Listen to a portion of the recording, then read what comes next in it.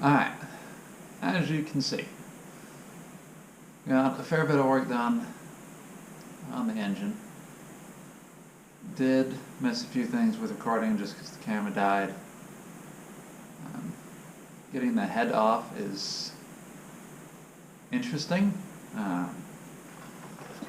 You will want to note there's a bolt under the vanos. Hopefully you can see that. 2 here. 2, 4, 6, 8, and 10 in the main area. They use E-type fasteners. They're E10s and E12s.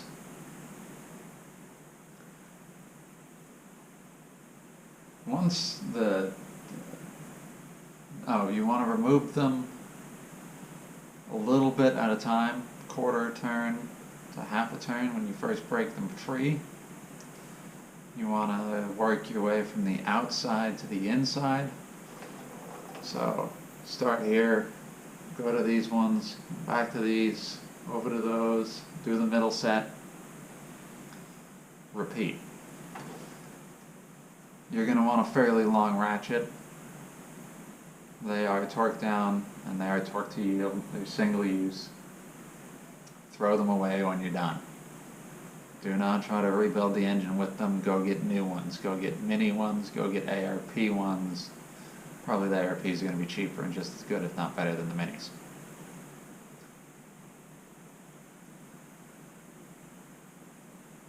They will take a significant bit of grunt. We had to have 2 people for this procedure, 1 person to hold the engine stand and the other person to crank on the bolts to break them free. They will come. You're just going to have to lean on it. Try not to stamp anything. If you do, it's going to be a really bad day to get that out. They shouldn't snap because they're in the engine, so they're not going to be seized with oil, but they will have been heat cycled. That being said, having looked at the head, the valves don't appear to be damaged. We will be checking that over the next few days as soon as we get a plastic tub to put the head in on its side so we can run some gasoline into the intake and exhaust ports to check and see how much leak through there is, if any. Let's see, what else are we going to be doing? Given that we have the engine apart at this point and the amount of carbon buildup we're seeing inside the engine, we will be, regardless the valves are coming out. We're going to take them out, we're going to check them for straightness, we're going to check them for alignment, we're going to see if they're damaged, we're going to check the seats, we're going to clean them top and bottom, we'll soak them in naphtha, which is basically seafoam. Soak them in naphtha, brush them down, clean them up. We'll do the same thing with the combustion chambers and the seats. We'll walnut blast the intake and exhaust ports to decarbon them, because what we might be finding is just that there is a boatload of carbon buildup on everything. I'll try to go through as much of that with you guys as I can. I do work. My dad might be doing some of this without me.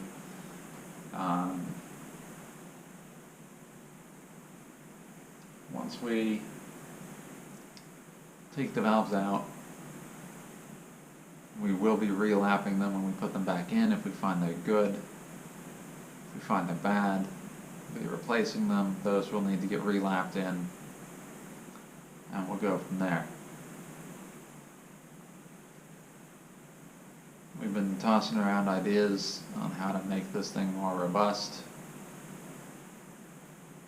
By the time this comes out, we'll probably have implemented them already. Stay tuned for how those go. Trying to think what else.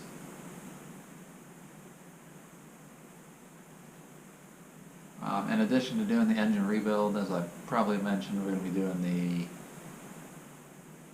turbo rebuild, because that needs it. Probably going to be replacing the high pressure fuel pump. vacuum pump. Definitely replacing the water pump because that's at almost 100,000 miles. The car's at 86,000. It's time to replace that stuff. Um, turbo oiled lines will probably be replaced along with the turbo cassette. The water lines looked pretty good actually, so those probably don't need replacing. We're going to pull the oil pan and do an oil pan gasket because it's leaking there. Probably do a front main seal. I doubt we'll do a rear main, but you never know. We were looking at it just because of how much oil is back there.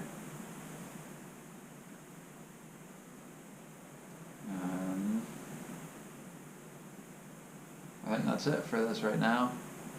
Probably tie this on the end of an episode here. So thank you all for watching. If you've got any questions, comments, concerns, thoughts, tips that might have helped, it might still help, drop us a line. Shoot me an email, leave a comment down below.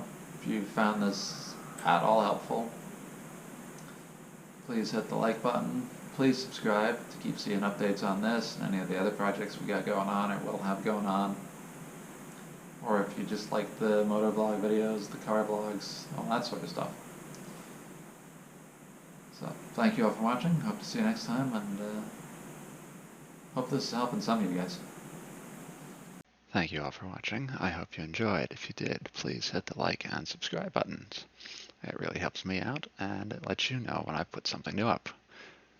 New videos will be going up on Tuesdays or Thursdays at 8 a.m. Eastern. And if I do decide to do live streams, I will try to give 24 hours notice.